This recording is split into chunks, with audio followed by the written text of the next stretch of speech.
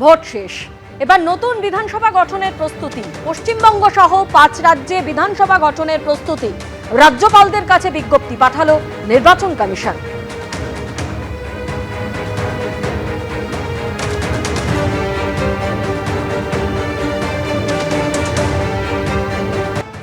ফের মহাকরণে হতে চলেছে সরকারের প্রশাসনিক ভবন।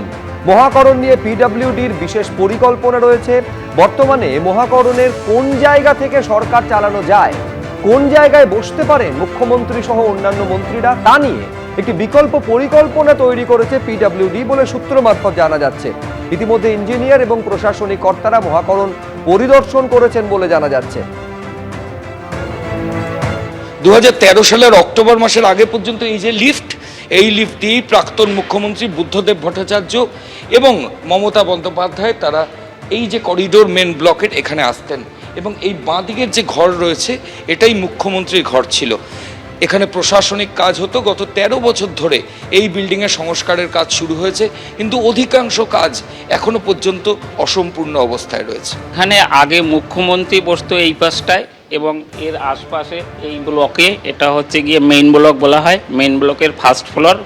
এখানে মুখ্যমন্ত্রী বসতো এবং তার আশপাশে বিভিন্ন ডিপার্টমেন্টের সেক্রেটারি এবং মন্ত্রী বসতো, এবং সেকেন্ড ফ্লোরেও বিভিন্ন ডিপার্টমেন্টের মন্ত্রী এবং সেক্রেটারি বসতো।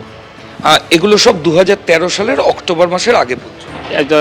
আমার ঠিক ডেট মনে নেই, কিন্তু নবান্ন চলে যাওয়ার পরে এখান থেকে মোটামুটি চলে যায়। একাধিক কেউ ছিল, ফিরাদ হাকিমও ছিল এখানে সংস্কারের পরে, মন্ত্রী ফিরাদ হাকিম সংস্কারের পরে তিনিও এখানে আর এখন আর আসেন না। এখন সংস্কারের জন্য কাজ হতো। এখানে প্রশাসনিক কাজ হতো। গত 13 বছর ধরে এই বিল্ডিংয়ের সংস্কারের কাজ শুরু হয়েছে, কিন্তু অধিকাংশ কাজ এখনো পর্যন্ত অসম্পূর্ণ অবস্থায় রয়েছে।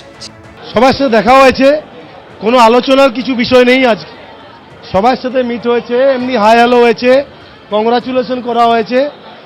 এই 5 বছরের আমাদের এই কঠিন লড়াই, সেইগুলো নিয়ে টুকটাক কথাবার্তা চিটচ্যাট হয়েছে, আর সেরকম কোনো কিছু হয়নি।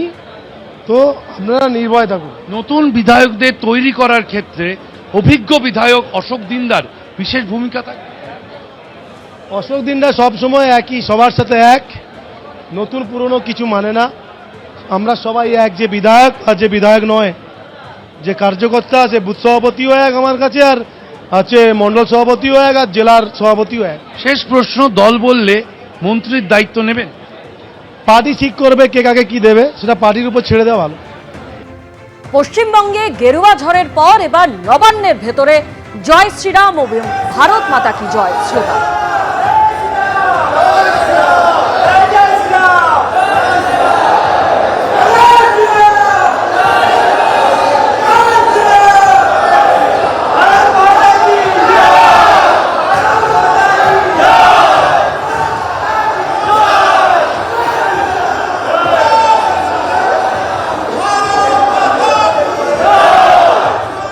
এবিপি আনন্দ, এগিয়ে থাকে, এগিয়ে রাখে।